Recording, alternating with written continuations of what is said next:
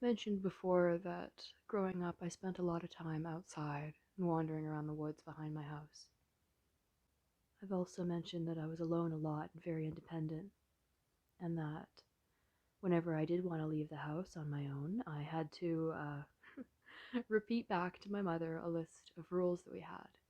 And that list of rules was don't talk to any strangers, don't go past the fences, don't get too close to the fish pond, don't pick up any lighters, needles, or matches, and if you see any pills, tell Grandma. I like to think I've remembered most of those. And I was always fairly good at following those rules. I knew that they were what they were for a reason. So I would try and, stay to the regular paths, don't go wandering into the forest, out of sight of the house at least. And don't pick up anything strange or unusual. But there was a few times where, I was young and I got curious, and one day I thought, I've never actually been past that fence down by our old house. I wonder if I should check that out today. And no one was home, and I was alone, and it was after school, and so what was it? I grabbed my phone and I threw on my jacket and I just went for a walk. And growing up, we had a lot of dogs on the farm that just sort of ran loose, and sometimes they'd come with me, but not today. Today it was just me. And I walked out, and everything seemed fine. Everything seemed normal. It wasn't dark or cloudy or cold. It was just sort of overcast, average sort of afternoon. And I walked past the old house, and I walked past the old fence that was blocking off the main road. But then I'd get to the opening of the woods. I was still in sort of a thinly treed area, but this was the cutoff into the actual woods where no one ever went. And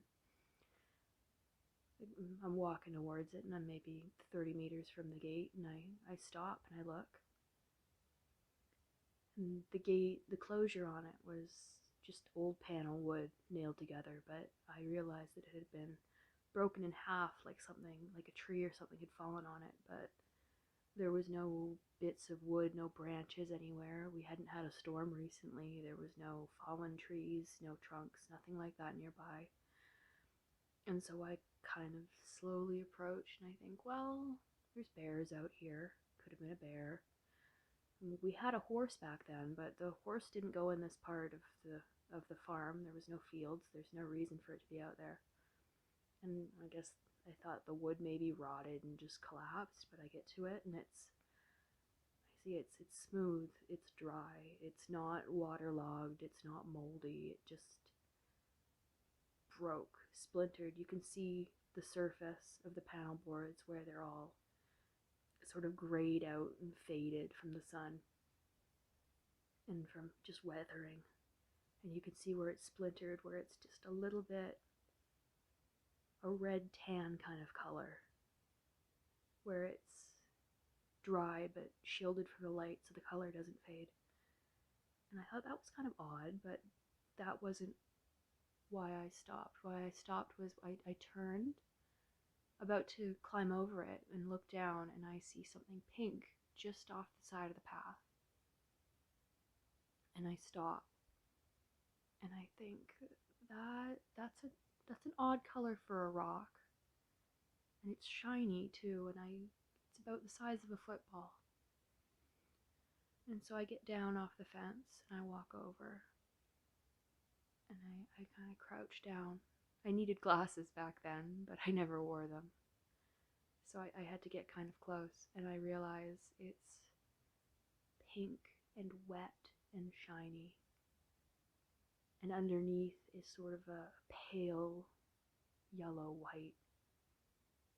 And then I see the eye sockets and the long empty nose and the teeth. And I recognize it because I've seen it before. It is a sheep skull with meat still on it, like the head had just been cut off and the skin had peeled away, with just that last clinging layer of muscle still on.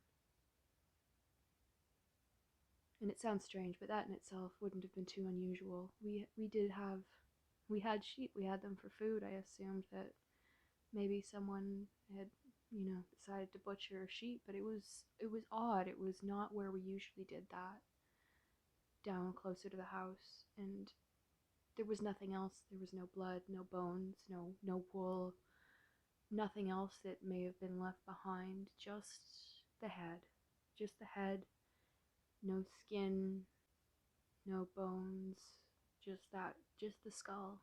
Just the skull with all the skin peeled away and the broken fence. And even then, I wasn't superstitious. I thought, well, there's got to be a reason for this. But there's an odd crawling feeling up my spine, and I know that I'm alone, but it feels like I'm not. And I look past the splinters of the broken fence, and I see the thick green, just a wall of green as far as I can see, and it's sort of an incline going down just a little and then rising up all around these tall, tall pine trees, around all this leafy vegetation, and it looks like I am at the bottom of a big green bowl. And all I can hear is my breathing and a little bit of wind in the distance. And there are no birds, no insects, nothing. It is silent. And I thought, not today. And I went right back home. Things like that didn't happen very often, but looking back, it was odd like that sometimes. Just little things that add up over time. But I still like to go for walks in the woods, especially when I was fighting, usually with my father or my mom, or something like that. If I'd had a bad day, I'd just go out for a walk. And I would just visit with the animals. We had some that weren't for food, so they had names, and take them for walks, and I'd sit and I'd talk to them for a while. I may have mentioned before I had a sheep named Daisy growing up, and she would follow me everywhere. She was a sweetheart. And another one we had, his name was Good Boy, which was a misunderstanding on my part, where my grandpa made a joke about how his name was Good Boy, and I don't understand why it was funny. But I thought that he had named it Good Boy, and I thought that's a very weird name for a sheep, but that's his name. So he's a yearling, so he's fairly small. He's got black curly wool, and he lives by our old house. And we were getting him a new pen ready, so for just a while he had a long leash, and we kept him hitched up to behind the house. And every day when I came home from school, I'd go out and I'd make sure he had water, and I'd make sure he had food, and if he didn't have enough grass, I'd move him, and that sort of thing. Except one day I go down to feed him, and I can't find him. I don't know where he's gone. I can't find his rope. I can't see if it broke. His bucket's tipped over, but there's no sign of him until I must have circled the house 2 or 3 times. I thought, well, it's kind of raised up. Maybe he went under it at some point and got stuck, but I don't hear anything. And it wasn't until maybe the 3rd or 4th time going around where I look down at the ground and I think, what is that? What is those little puffs of something rolling around when I walk? And I look down, and it's little bits of wool scattered around like confetti. So I can't find him. I don't know where he is. I can't hear him. I can't see him. There's no sign of him. But there's his wool, just little tiny puffs of it, blowing around at the bottom of the leaves, just across the forest floor.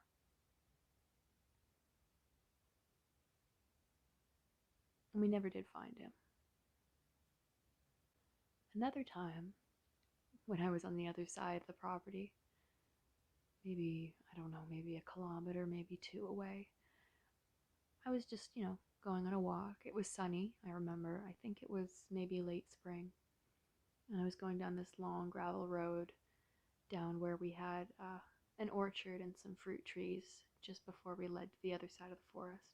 And that day I did have a dog with me. I had my grandmother's terrier. His name was Buddy. And he was a nervous, shaky little thing. A damn good rat catcher, but timid as all get out. Not much. He wasn't very useful for much else, but he was a sweetheart. And so I'm going down by the woods, and there's 2 or 3 fences because this is where we keep the horse, and we want to make sure he doesn't get out. And so I go through one fence, and that one just has a simple latch, and then I get to another one, and it is about 9 feet tall. I have no idea why they made it that tall, but it's about 9 feet tall, and it's got a lock on it. So I pry up the corner of the press board door, and I slip through, and Buddy comes with me because he's a rat dog. He can get anywhere. And I keep walking into the woods. And I'd done this before. I'd actually, a few months previous, found about the size of an Olympic swimming pool, a wide concrete rectangle full of murky green-brown water. And on the surface, there was water plants, and it was absolutely teeming with leopard frogs. And those are invasive in my area, so sometimes I'd go out and I'd catch them, and my brother and I would butcher them and cut them up and prepare them so we could eat them later. And we'd do that together sometimes. That was nice on the long afternoons and summer nights. But I wasn't going there. I was just in the area, just puttering around, exploring, that sort of thing. And at one point I reach what is close to the end of the road, where it kind of forks off into different fields where we would collect straw and hay for the animals. And I stop there, and I'm just at the side of the woods where it's not an area I've been very often. There's not much interesting there, not much to see, so it's not an area I spent a lot of time. And I'm just kind of whistling to myself, and I'm going, and just that sort of thing, just, little tunes goofing around, right? And eventually I go, and I hear very far away something just off to my left in the trees go.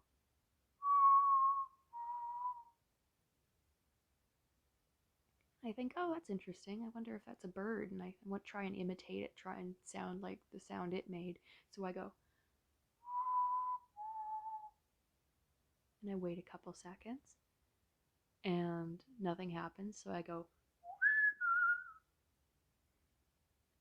and I wait, and then I hear,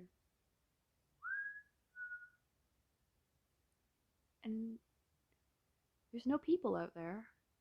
It's a few hundred acres of land, a lot of forest, a lot of woods, and occasionally, some hitchhiker or drifter would stop for a while and work for dinner and a bed for a bit and then move on. But there was no one down there. It's not an area where people would pass through. But for some reason that didn't occur to me. It just thought it was funny, weirdly enough, not suspicious or strange, but just entertaining. And I thought it was delightful, so I went, and again, after a couple seconds, it goes, and it goes like that for a while. I'm whistling, and it whistles back, and I try and follow it. And I decide to go off the path, and I start walking into the woods. And I see my grandma's dog Buddy. He's following it too, and his ears are perked up. And so I'm walking towards the sound, and he's walking towards the sound. And I don't know when, but I just start laughing because this is just delightful, isn't it? It's something fun and silly, and I'm playing a game, and I don't know what it was. At some point I stopped whistling and I listened, and I hear something moving. Just a rustle in the leaves. Could have been anything really, but that rustle, I don't know. I just stopped.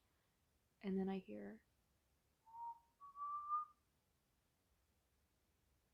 and I don't answer this time. I don't know, something's got a hold of me. I just stop.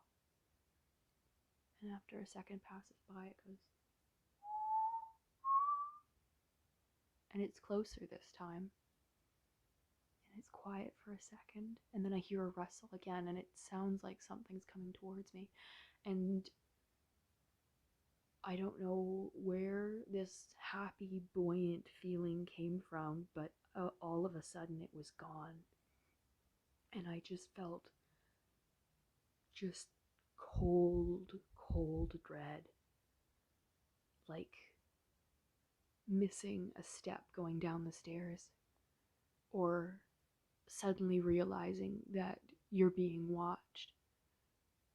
Something like that, just this ominous, cold feeling. And I think I don't, all of a sudden, I don't feel safe anymore. I decide I shouldn't be this far in the woods. I realize I don't know why I've left the pathway, why I'm following this. I have no idea what it is. If it's a person out there, why they're playing this game with me, why I'm playing it back. Like, if they're there, why haven't they said anything? What are they doing here? I don't, and I'm so confused, and I'm just, it just feels wrong. So I start going back to the main path. I look for Buddy, and he's still where he stopped. His ears are perked right up, and he's standing perfectly still and staring right out into the trees where I'd heard the sound last, the rustling. And I call him, and he doesn't listen, so I start backing up. And then I call him again, and he turns, and he starts coming towards me. And once I know he's following, I just run. I don't know what possessed me, but I just took off. I went, I think, over one fence. I crawled through a gap and another one, and I just kept going, and I didn't stop until I got home. We don't have mockingbirds in my part of the world. Nothing I know that imitates people or sounds like that, and I've never heard it since. Nobody lives out there. We never had anybody out there. All I can think is maybe it was just some, I don't know, some weirdo going for a walk in the woods, same as me. But I don't get why they wouldn't have said anything. Or when I'd started calling Buddy, why they wouldn't have said something then. Or why they stopped, why they didn't come out of the trees when they started walking towards me. Or why they were walking towards me to begin with. I just don't know. And it sounds crazy. It all sounds just normal enough to have an explanation. Any of it could just have an explanation.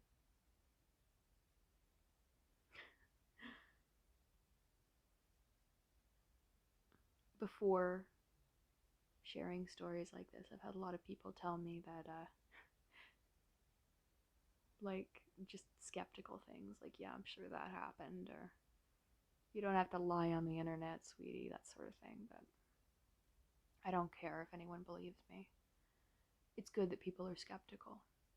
Nobody should just take anything at face value. Anyone can say anything they like, but I don't know. What happens, happens, regardless if anyone believes it.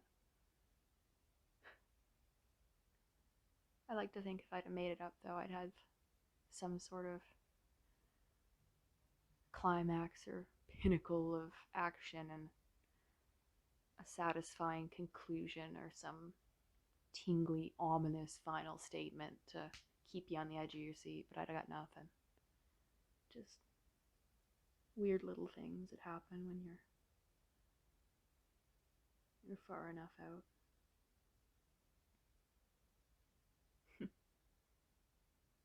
I miss it sometimes.